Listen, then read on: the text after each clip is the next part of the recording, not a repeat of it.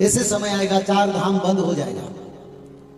भगवान बोलते हैं अब मैं पाप नहीं सहूंगा। मेरे क्षेत्र को तुमने पर्यटन स्थली बना दिया, पिकनिक स्पॉट बना दिया, घूमने फिरने का क्षेत्र बना दिया, कितने दिन हम बर्दाश्त करें। तो इसलिए ठाकुर जी अपना क्षेत्र बंद कर दिया। आगे चारों धाम की क्षेत्र ऐसे परिस्थिति परिवर्तन आप देखेंगे, क्योंकि जब युग अंत होता है तब ऐसे लक्षण धामों में तीर्थों में दिखाई जाता है। यमुना नदी जो मनुष्य को उद्धार करता है, पुण्य तो या यमुना, वहीं पर भक्तों का जल समाधि होता है। उससे बड़ा दुखदायक कारण और क्या हो सकता है। जगन्नाथ मंदिर में भक्तों का मृत्यु होता है, महाकालेश्वर मंदिर में सेवकों का मृत्यु होता है, सेवक जल जाते हैं। ये विनाश का संकेत नहीं है। आप बोले क्यों नहीं होता है? क्योंकि धर्म एक दिन में नहीं होता है, आहिस्ते आहिस्ते भगवान उसको परिवर्तन करेंगे। छोटा छोटा आपद दिखाएंगे, बड़ा आपद दिखाएंगे, फिर उससे बड़ा दिखाएंगे, फिर बीमारी आएगा, फिर लोग मरते जाएंगे। और ये केवल जगन्नाथ संस्कृति के भविष्य मालिका पुराण में लिखा है। क्योंकि भविष्य मालिका पुराण कलयुग से सत्ययुग जाने के लिए वो शास्त्र का रचना जगन्नाथ महाप्रभु की कृपा से रचना है। और भगवान के अंश से, भगवान के चारों युग का नित्य पंच सखाओं ने इसको रचना की। सत्ययुग में हुआ, त्रेता युग में हुआ, द्वापर युग में हुआ, कलयुग में, चारों युग में इस ग्रंथ का रचना हुआ।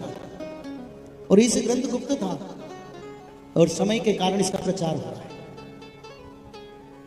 और इस समय घोर कली नहीं, कली अपना अंतिम प्रचेष्टा कर रहा है बचने के लिए। सारा विश्व में एक समय आएगा सनातन धर्म प्रतिष्ठा। भारत सिर्फ नहीं, सारा विश्व में सनातन धर्म प्रतिष्ठा। सभी जगन्नाथ नाम, माधव नाम को भजन करेंगे, सभी मनुष्य त्रिकाल संध्या करेंगे, सभी मनुष्य अग्निहोत्र यज्ञ करेंगे। और क्या होगा? न एक जाति सभी मनुष्य बन जाएंगे, सभी को ब्राह्मण कहा जाएगा।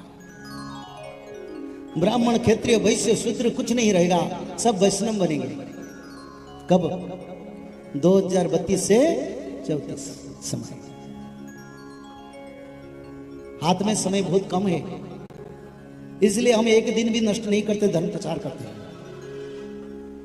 कोरोना जैसा 64 प्रकार का बीमारी फिर आएगा, दवाई काम नहीं करेगा, तो क्या करेंगे? बचेंगे कैसे? ये जगन्नाथ संस्कृति में लिखा है और कोई शास्त्र में लिखा नहीं। भागवत में नहीं लिखा है, महाभारत में नहीं लिखा है, शिव पुराण में नहीं लिखा है, कोई पुराण शास्त्र में नहीं लिखा है, केवल भविष्य मालिका पुराण में लिखा है। मनुष्य बचेंगे कैसे? और एक बीमारी के बाद दूसरा बीमारी आएगा, दूसरा के तीसरा, तो कैसे हम बचेंगे? क्योंकि ये शास्त्र, भगवान उद्धार भी करते हैं, पापियों को भी विनाश करते हैं। आप वो समय की ओर ये मानव सभ्यता जा रहा है और समय बड़ा बलवान है।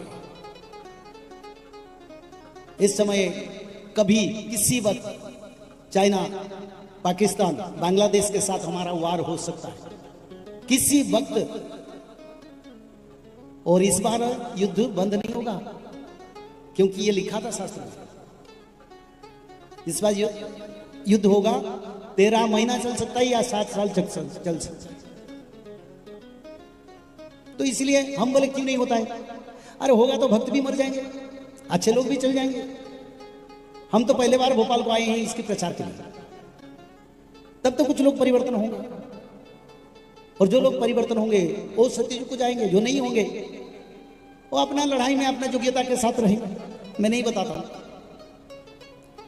तो इसलिए घोर कलयुग से कलयुग के अंतिम समय, कलयुग किस दिन गया ये लिखा है, शास्त्र में लिखा है। जिस दिन जगन्नाथ मंदिर से पत्थर गिरा उसी दिन कलयुग का अंत हुआ, यह भविष्य पुराण में लिखा था। पर कलयुग की प्रभाव अभी है। कलयुग कोशिश कर रहा है ताकि और पाप फैलाऊं, और बीमारी फैलाऊं, और लोगों को परेशानी करूं, पर जिस समय भगवान चाहते हैं धर्म रक्षा के लिए, कलयुग आप रहने के लिए उसका पास समय नहीं है, उसका आयु भी नहीं है, और बड़ा विनाशकारी समय आएगा। कौन बचेंगे?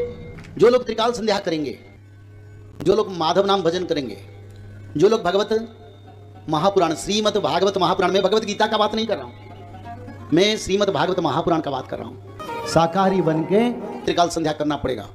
ब्राह्मण मुहूर्त पर उठ के त्रिकाल संध्या, मध्याह्न संध्या, सायं संध्या, 3 संध्या करना पड़ेगा। और 3 संध्या के साथ साथ भागवत जी महापुराण को ब्राह्मण मुहूर्त से रात 12 तक किसी समय एक अध्याय पढ़ना पड़ेगा, और निरंतर माधव नाम को भजन करना पड़ेगा। और माधव नाम भजन करने से क्या होगा? भगवान आदि विष्णु सनातन कल की भगवान का कृपा आपके ऊपर रहेगा।